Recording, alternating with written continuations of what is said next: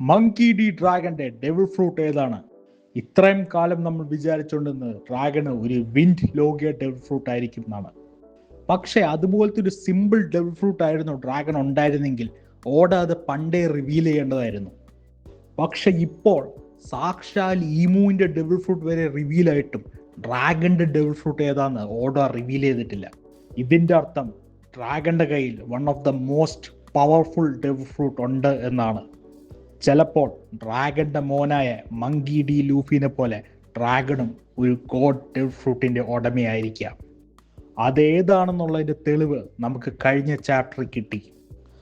കഴിഞ്ഞ ചാപ്റ്ററിൽ കില്ലിംഗ്ഹാം ഒരു നൈറ്റ്മെയർ മോൺസ്റ്ററിനെ സമൺ ചെയ്തായിരുന്നു. ഈ നൈറ്റ്മെയർ മോൺസ്റ്ററിന്റെ പ്രത്യേകത എന്താണെന്ന് വെച്ചാൽ ഇത് കില്ലിംഗ്ഹാമിന്റെയും ബാക്കിയുള്ള എല്ലാ സെലസ്റ്റിയൽ ഡ്രാഗന്റെയും പേടിയിൽ നിന്നുണ്ടായ മോൺസ്റ്ററാണ്. ആ മോൺസ്റ്ററിന്റെ പേരാണ് സാസ, ദ ഗോഡ് ഓഫ് റെയിൻ. ഈ റെയിൻ ഗോഡ് എന്ന വാക്ക് നമ്മൾ ആദ്യമായിട്ടല്ല വൺ പീസിൽ കേൾക്കുന്നത്. നമ്മൾ നോളന്റിന്റെ ഫ്ലാഷ് ബാക്കിലേക്ക് നോക്കുവാണെങ്കിൽ 4 ഗോഡ്സിനെ കുറിച്ച് അതിനകത്ത് മെൻഷൻ ചെയ്യുന്നുണ്ട്. Sun god, earth god, rain god and forest god. അതിൽ സൺ ഗോഡ് നീക്കേനെ കുറിച്ച് മാത്രമേ നമുക്ക് ഇതുവരെ അറിയാമായിരുന്നുള്ളൂ. പക്ഷെ ഫൈനലി ദ റെയിൻ ഗോഡിന്റെ പേരും കഴിഞ്ഞ ചാപ്റ്ററിൽ റിവീലായി. ഇങ്ങനൊരു ഗോഡ് ഉള്ള സ്ഥിതിക്ക് ഈ ഗോഡിന്റെ പേരിലുള്ള ഒരു ഡെവിൾ ഫ്രൂട്ടും എന്തായാലും ഉണ്ടാവും. ആ ഡെവിൾ ഫ്രൂട്ടിന്റെ പവർ ആരുടെയെങ്കിലും കയ്യിലുണ്ടെങ്കിൽ അത് ഡ്രാഗന്റെ കയ്യിലാണ്.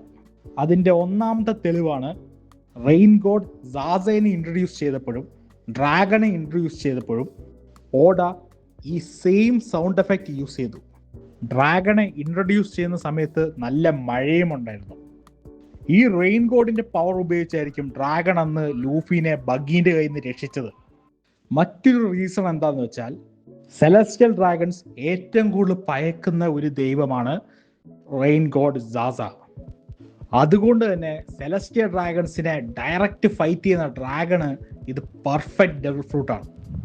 വേറൊരു ചെറിയ ഹിന്റ് എന്ന് വെച്ചാൽ ഡ്രാഗന്റെ പേര് തന്നെയാണ്.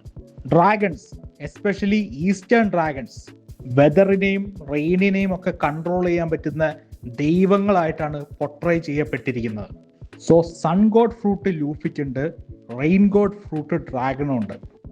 ഫോറസ്റ്റ് ഗോഡ് ഫ്രൂട്ട് ചോപ്പറിന്റെ കയ്യിലാണുള്ളത് എന്നൊരു വീഡിയോ ഞാൻ ഇതിനു മുമ്പ് പോസ്റ്റ് ചെയ്തിട്ടുണ്ട്.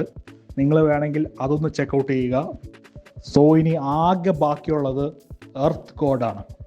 അതിനി ആരായിരിക്കുമെന്ന് നമുക്ക് കാണാം. വീഡിയോ ഇഷ്ടപ്പെട്ടെങ്കിൽ ലൈക്ക് ചെയ്യുക, സബ്സ്ക്രൈബ് ചെയ്യുക, അഭിപ്രായങ്ങൾ കമന്റ് ചെയ്യുക. അടുത്ത തവണ കാണുന്നവരെ പീസ്.